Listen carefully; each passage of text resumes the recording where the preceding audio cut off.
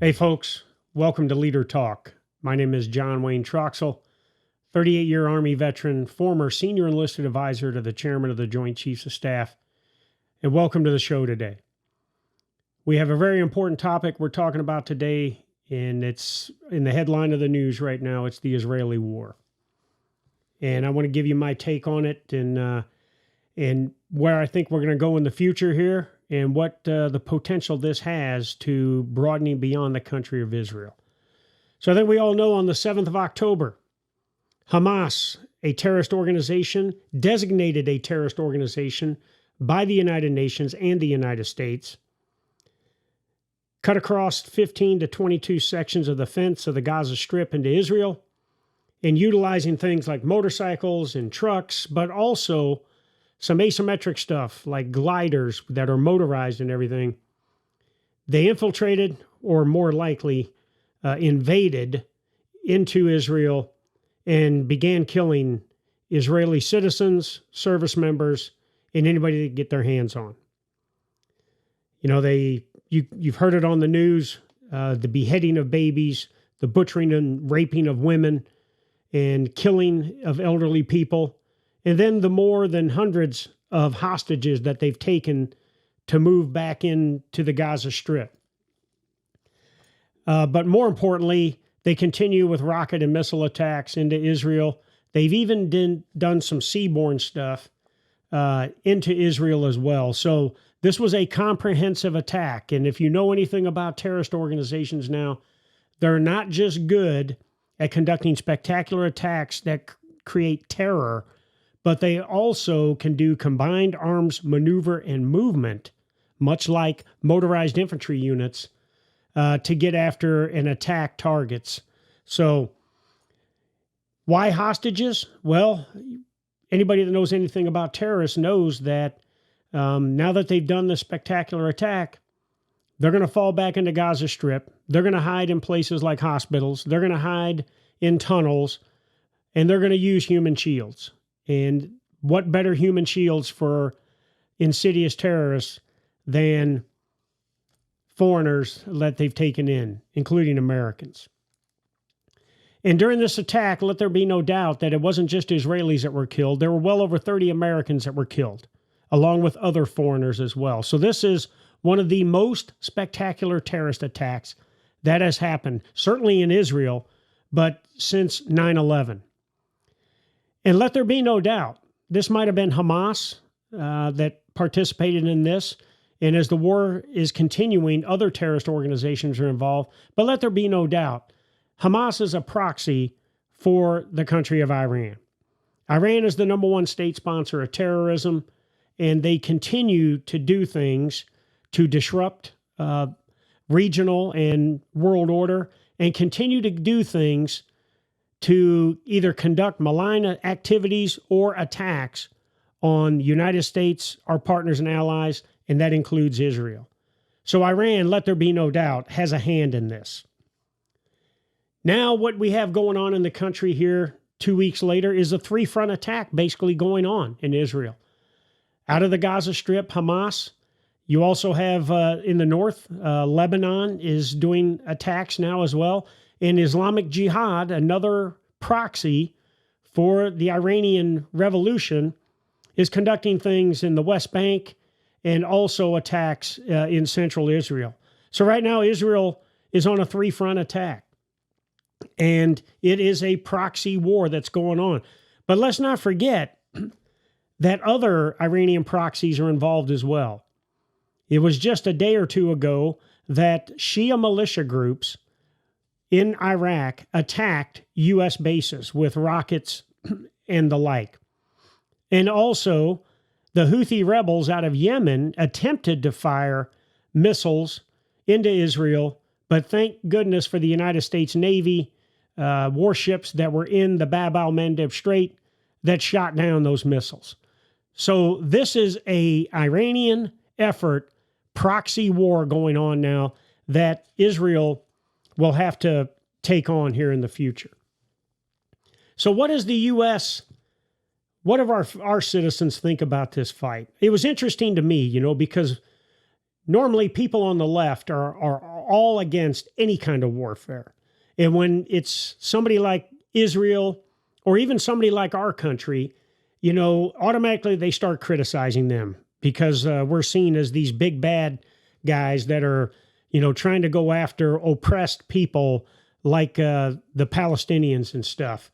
When Israel is not going after the Palestinians, they are going after Hamas, the terrorist organization.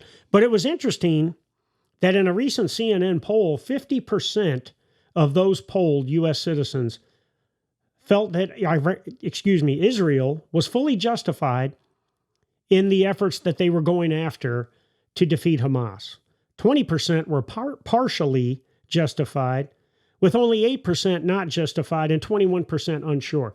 That's a pretty outstanding number, especially when it comes from a CNN poll. Now, there are non-supporters out there, and we've seen this here in our country on college campuses and everything. And, anything that Israel does comes under scrutiny now from folks in our country, okay? Don't get me wrong, we are all, about the First Amendment and everything, but I think some of those folks out there clearly don't understand the threat of Hamas and the influence they have over the Palestinian people, not only in the Gaza Strip, but other areas in Israel. And then we've all seen the errant rocket that hit a hospital in the Gaza Strip. Most intelligence agencies, in fact, all intelligence agencies in the United States and in Israel, and even video proof shows that this was an Islamic Jihad rocket that was fired and it misfired. And instead of hitting its intended target in Israel, it went errant and it hit this hospital, causing hundreds of casualties. But in the end, Israel is being blamed for that. And the United States is being blamed for supporting that and everything. If anybody knows anything about terrorist organizations, they are going to continue, whether they did something wrong or not, they will try to put the blame on the adversary for why things are going wrong.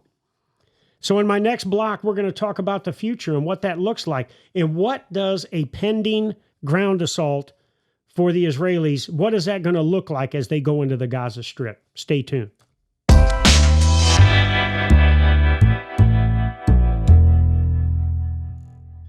Welcome back to Leader Talk. I'm SEAC retired John Wayne Troxell. We're talking the Israeli war right now. In the previous segment, we talked about the 7 October attack. Well, let's talk about where this fight could go and what could happen in the future here. The last thing anybody wants is a greater Mideast conflict. Now, if you look where Israel is located, they've got Lebanon to the north, they've got Syria to the east, and Jordan to the southeast, and then they've got Egypt in the south.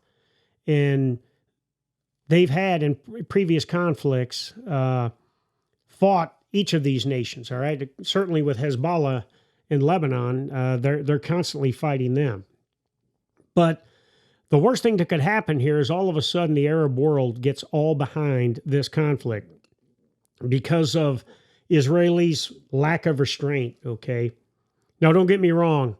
When you invade a country, a sovereign country like Israel, and you murder babies, you rape women and butcher them and everything, hey, Israel has every right to come back to you and everything.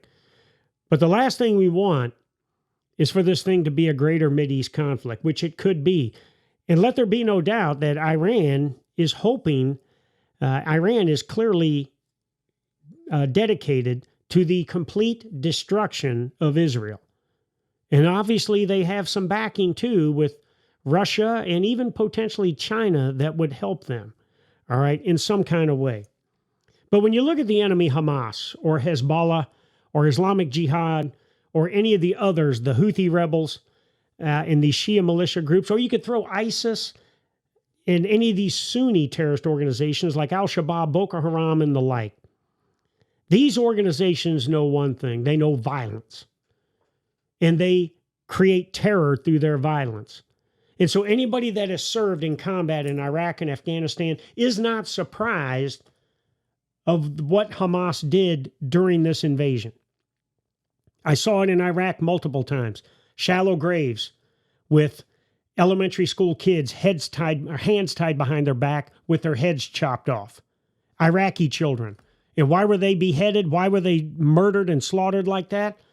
Because they weren't supporting those terrorist organizations like Al-Qaeda in Iraq. This enemy will show no mercy. And so as Israel continues to get after defeating Hamas, there's going to be some long days, and there's going to be some brutal and unforgiving days coming. And this isn't going to be a days kind of fight. This is going to be a months and potentially years. And as anybody knows, with Fallujah 1 and 2 in Iraq, and with the assault on Baghdad, as well as some of the things we did in Afghanistan, in Kandahar province, and in Nuristan, and places like that, the Israelis right now are preparing for this ground offensive.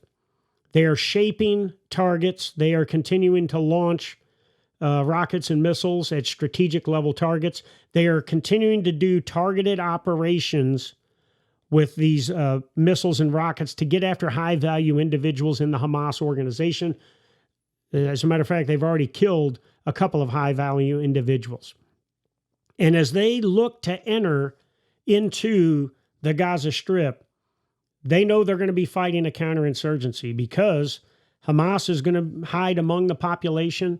Obviously, they're going to do things with the civilian population to kind of try and get collateral damage with civilian casualties that they can exploit on social media and national media to get people to not support the Israeli offensive. But they are going to have to move in Israel, and it's going to be house-by-house clearance. And as they go in, they will also be using different intelligence apparatus, signals intelligence and others, to locate key high-value individuals that they can kill or capture as they move in. And as I said before, it's going to be house-by-house fighting as they go through. The other thing is the multiple tunnel networks that Hamas has created from the Gaza Strip into Israel. Now think of this. When those Israeli soldiers go into those tunnels to get after Hamas, it'll be tough for them to communicate because they're underground. It will be tough for them to coordinate their efforts because they can't communicate. And if there's no power in this tunnel, you can't see your battle buddy on your left or right or front and back. And then lastly, it's almost impossible to differentiate through night vision goggles at a distance who is an enemy combatant and who may be a non-combatant. And let there be no doubt, Hamas will be bringing non-combatants into those tunnels with them as an added human shield and protection that will disrupt or thwart Israeli efforts. And it would not surprise me that out of those hundreds of hostages that have been taken, that Hamas would move some of those or all of them into those tunnels as human shields. So this is the kind of offensive that it's going to look like now. Now, this is this exact same blueprint that we used Fallujah 1 and 2, but also in the clearance of Baghdad at the height of the civil war between the Sunni and Shia in Iraq. And I will tell you, having been present there and a part of that, it was a long, arduous fight. And every day when we would get through clearing house by house into a certain level, those men and women were completely exhausted.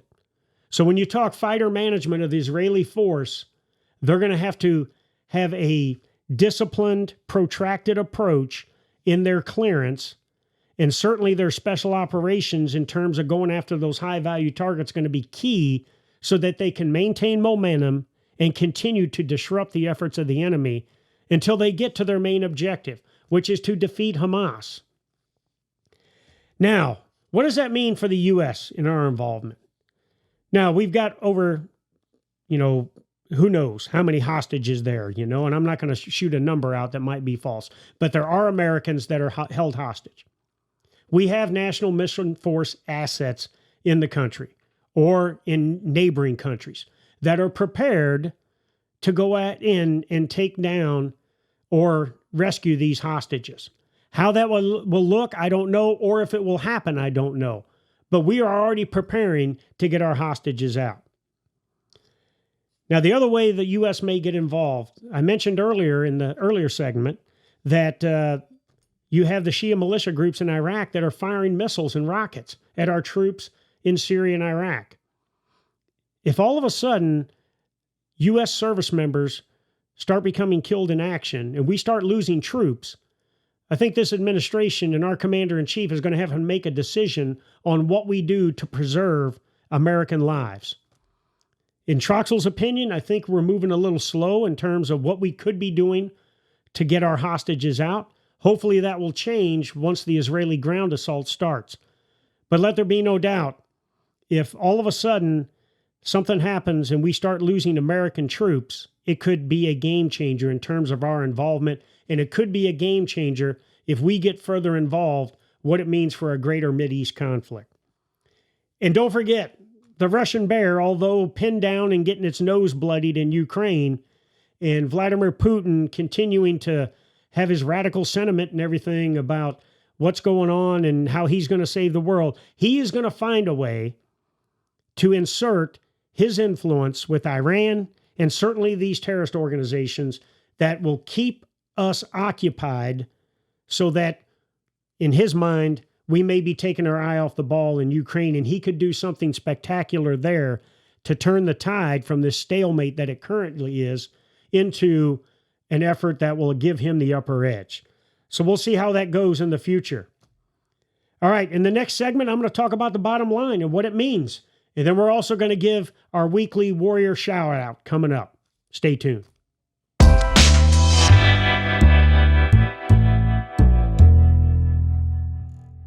Hey folks, welcome back to Leader Talk, to our third and final segment here. We're talking about the Israeli war, and I'm going to hit you with what I think is the bottom line. First and foremost, the Israelis are going to fight to the death. The Israelis see this as an existential threat, and a bigger threat that they have not seen since the Holocaust, if you listen to their leaders. And their president, Netanyahu, even sent a message that they are not going to stop until they eliminate the accursed enemy off of this planet.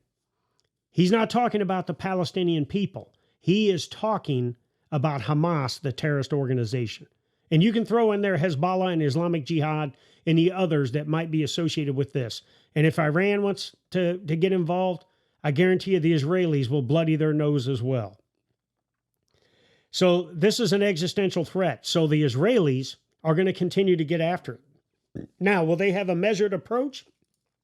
Probably, because Netanyahu has already received a little bit of pressure about using restraint from President Biden and others. Now, the other thing to think about these terror networks now is that, Hamas does not represent the Palestinian people. Okay? There are hundreds of thousands of Palestinians. There's over 1 million Palestinian people that live in Israel right now, and I've seen them firsthand in my multiple trips into Tel Aviv, Jerusalem, and other areas there. They live there and they're peaceful. When the message from the Israelis said, get out now before the ground offensive, hundreds of thousands of Palestinians left. Now, Hamas is starting to stop people from leaving because they know that if they lose the popular kind of aspect of this fight, then they're going to lose the whole fight. And they may be eliminated off the earth. So Hamas is going to continue to do the things necessary to disrupt the Israelis, inflict pain not only on the Israeli military, but Israeli citizens, and look to rally international support for their cause. And the bottom line, Iran, Russia, and even China are going to look. Obviously, Iran is deeply involved in this, but Russia and China are going to look for ways that they can continue to influence this fight that will cause harm not only to the Israelis, but also potentially impose costs on the United States and Israel below the threshold of conflict. So we're going to have to see how this goes in the future. But what we need now, as the United States of America, is we need strong messaging. If integrated deterrence is what we're all about, the key thing about deterrence is sending strong messages to Iran, to these terrorist organizations, that we're not going to tolerate this kind of behavior. And that if they continue with that, then we will allow them and help them to meet their maker. Messages like don't and be careful, Iranians and these terrorist organizations don't understand that. We need stronger messaging, but more importantly, we need stronger sanctions and we need stronger efforts that will allow the Israelis to have competitive advantages, but more importantly, will disrupt this terror network in Iran, the number one state sponsor of terrorism across the globe. So that's my take on the Israeli fight. And I will continue to support the Israeli military and Israeli citizens after they get after it. I will continue to support those innocent Palestinian citizens that could be victims of Hamas, but more importantly, could end up collateral damage here. But the bottom line is, Israel didn't start this fight. Hamas started this fight, and I guarantee you, Israel's looking to finish it. So that's it for the Israeli war. And thanks again for tuning in here. But before we get out of here, though, I've got a new segment on our show that I want to start showing, and it's called Warrior Shoutout. And the Warrior Shoutout this week goes to someone I know very well. First Sergeant Chris Bagwell, assigned in Fort Huachuca, Arizona.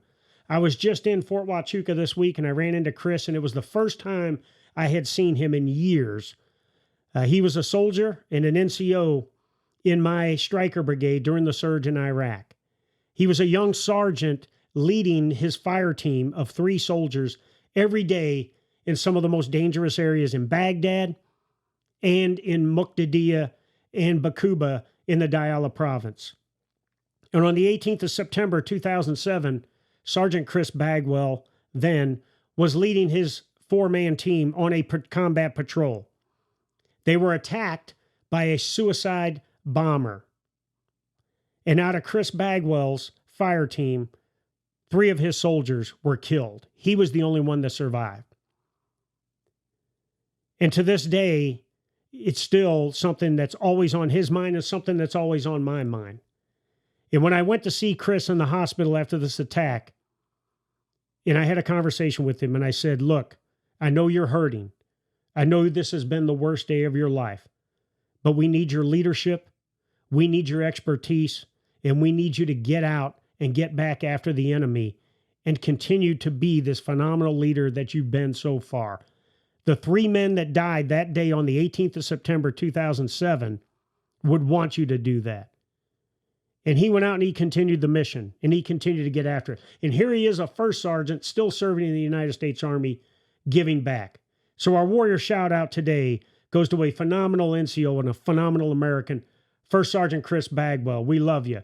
And our thoughts and prayers go out to the 3 men that were killed that day, Joseph Landry, Nicholas Olson, and Donald Valentine, the 3 men that were a part of Chris's fire team that day. God bless their families. We will never forget the sacrifices that these 3 soldiers gave, and all service members who have made the ultimate sacrifice.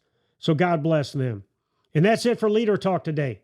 Thank you so much for tuning in. Stay tuned next time for the show. And if you like us, join us and start following and subscribe to my YouTube channel, Leader Talk, and my other platforms. We got more exciting shows coming up in the future. So God bless you all. God bless our troops. But more importantly, God bless America. Thank you. Boom.